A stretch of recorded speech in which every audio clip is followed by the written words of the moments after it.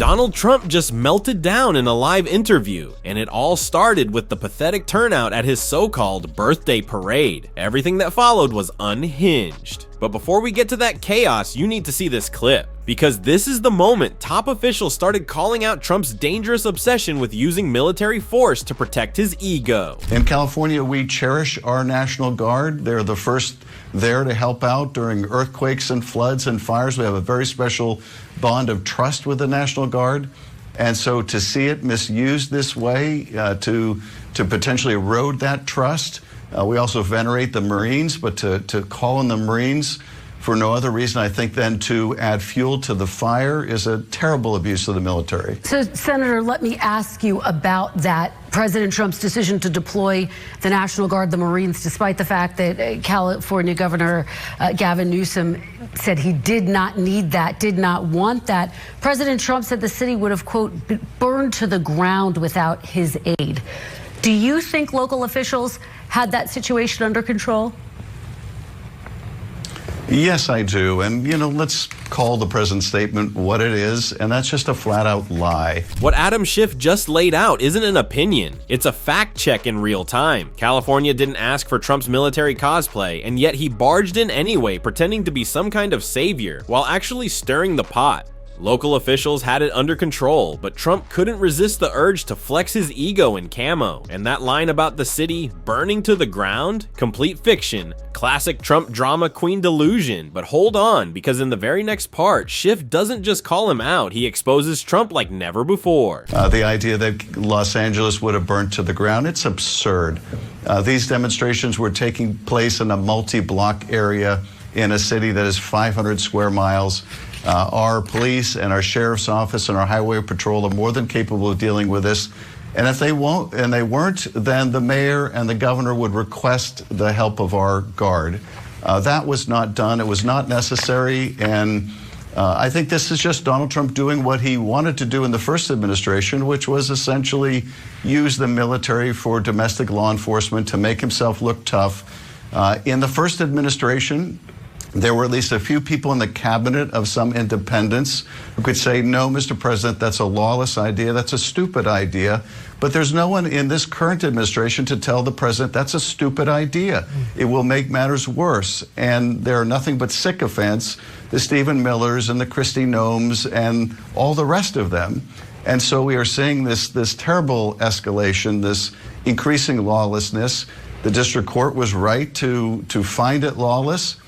Now that Marines are engaged in an arrest, at least one arrest and detention, then that will be challenged too, and I think that too will be found to be lawless. Boom. Adam Schiff just torched Trump's latest fantasy, deploying troops like he's playing dictator dress up. The facts? Protests were limited. Police had it covered. But Trump, he saw an opportunity to strut around like a tough guy and couldn't resist. Classic. Back in the day, there were some voices around him saying, hey, maybe don't break the law today. Now, it's just Stephen Miller, Kristi Noem, and a whole chorus of yes men cheering him on into chaos. But that wasn't even Trump's most desperate move this week. In true Trump fashion, he tried spinning all this failure into a birthday bash victory lap, claiming 250,000 people showed up in DC for his birthday parade. Except there was no parade, just a man clinging to relevance. Then, get this, he blamed the weather. Yes, the clouds ruined his crowd size, according to him. Stick around, because what he says next about climate change, it's so dumb it might actually bend science.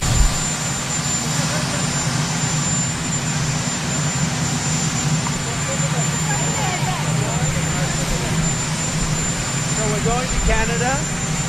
Last night was a tremendous success with a fantastic audience. It was supposed to rain. They gave it a 100% chance of rain, and it didn't rain at all. It was beautiful. And so I asked if they gave it 100% chance, right? 100% it was going to rain like crazy, and it didn't rain at all. How did they predict 100 years out and 50 years out or 200 years out? They didn't do too well, the weather people, last night, but it was beautiful. Are you and Prime Minister Netanyahu on the same page concerning how to deal with Iran? Well, we get along very well, and I will tell you that I think we have great respect for each other. Go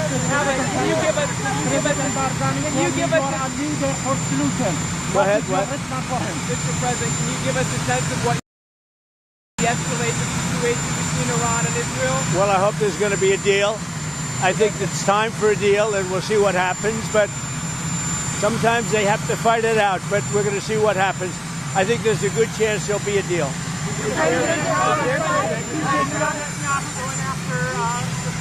What? So the protesters, if we didn't have the National Guard on call and ready, they would rip Los Angeles apart. They come and they check and they say, is the National Guard going to be there? And if the National Guard's being there, they don't even show up. Have you asked Israel to pause their airstrikes into Iran? Well, I don't want to say that. Mr. President, do you expect to have some trade deals announced at the G7 summit coming up? Look, we have our trade deals. All we have to do is send a letter. This is what you're going to have to pay. But I think we'll have a few new trade deals, yeah. Will the U.S. continue to support the defense of Israel?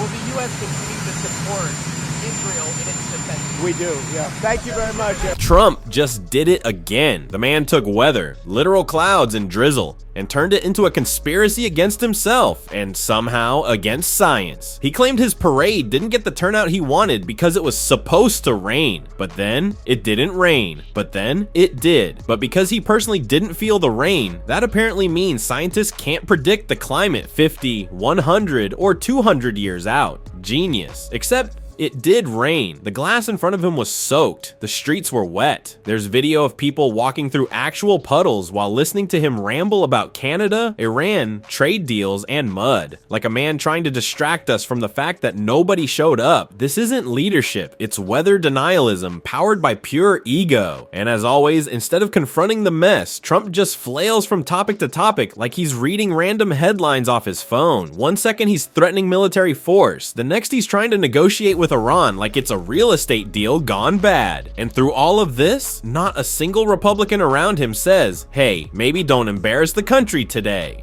They've all surrendered. Spineless, silent, totally fine with a man who governs like a malfunctioning GPS. What's his next move? He tried to intimidate Senator Alex Padilla, because of course he does. Let's see how that turned out, because Senator Padilla dropped facts. But as you're hearing more and more stories of undocumented, long-term residents of the United States who are otherwise law-abiding, working hard, paying taxes, raising families, and frankly, working in jobs that under the first Trump administration, when the COVID pandemic hit, were deemed essential. Right? Workers in restaurants, in agricultural fields, in healthcare, construction, etc. That's who's being targeted now, and that's why there's so much fear and terror in communities, not just in Los Angeles, but throughout the country. I did note it was interesting to see in the House, the Republican Hispanic Conference put forth a letter asking for a breakdown of how many criminals were among those actually deported. And that was one of the key questions I had for the secretary. Of course, she had no data, had no answer, promised to follow up. I hope. Yeah. We'll see. And I also want to be clear about this, because when I had the audacity to try to ask a question as a senator of a cabinet secretary. That's what happened. And you saw the response, everybody's seen the video. It wasn't about me, right? If that's how this administration responds to a senator with a question, don't just imagine what they're capable of, but what they are doing when the cameras are not there to people without a title like United States Senator, that cruel, disrespectful treatment of so many people who deserve much better. This is the reality. Trump's immigration machine isn't targeting criminals. It's going after longtime workers, parents, caregivers, essential workers who held this country together during COVID. These aren't dangerous people. They're the backbone of entire industries. And now they're being hunted. What Padilla just laid out is a fact. Cruelty isn't the byproduct, it's the policy. If this is how the Trump camp treats a US senator asking a basic question, imagine what they're doing to people with no spotlight, no title, no protection. And Padilla, he's not done. He's got a bit more to say. For a cabinet secretary during a press conference to not be able or be willing to de-escalate a situation when I was trying to ask a question, that's just indicative of the tone. You wanted her to say, wait a second, I know who he is, calm down, let him go? Is that what you're saying? The vast majority of people in that room knew who I was. Escorted into that room by an FBI agent and a National Guards member. It's the Los Angeles Press Corps. It said United States Senate on the chest of my polo. You'd think it'd be tough to find anyone in government who had a more exhausting week than Alex Padilla. The man literally got swarmed by Trump's security goons while trying to ask a question as a US senator. But somehow, Trump still managed to out-embarrass everyone, including himself. Let's recap, shall we? Birthday party, flop, crowd size, sad, weather, betrayed him, Melania, missing, Marco Rubio looked like he'd rather be anywhere else, Senators Joni Ernst and Pete Hegseth practically dozing off mid-party, and while Trump was soaking in rejection, Gavin Newsom casually rolled through and mocked him on national television. It was like watching someone lose a popularity contest at their own funeral. Stephen Miller might be the only person in Trump world having a worse week, and honestly, let's hope that's permanent. And just when you thought this circus couldn't get any messier, we got this little cherry on top. Right after Trump's birthday parade disaster, a Fox News host got on air, clearly having consumed one too many, let's say, liquid patriots, and proceeded to go full Janine Pirro meets karaoke night meltdown. And if this is your first time seeing it, you are in for a gift, because this is peak Fox. Let's roll it. With us now is former Defense Intel Agency officer Rebecca Koffler. Rebecca, what are your thoughts tonight on the incredible symbolism and the messaging that we saw here tonight from the Commander-in-Chief on the Army's 250th birthday? I am so excited, Emily and Lucas Tomlinson. Everybody, like, this is incredible. Finally, the United States is back. I want to really thank all of our Army, Navy, and Air Force officers who have been sacrificing their lives. Literally, their families have been contributing to the mission. Most of the time for the past quarter of a century, because of the mismanagement of the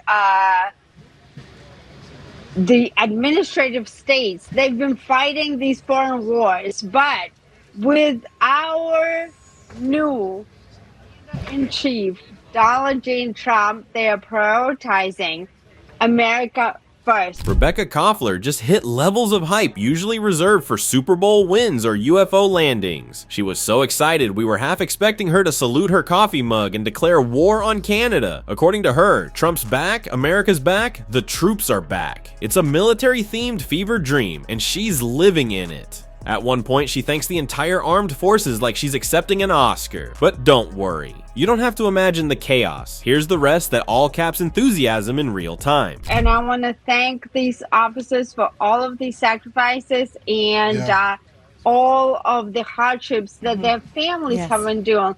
Lawrence Jones, you are doing, you're rocking, man. Like, you guys are incredible. Lucas, thank you. I want to thank.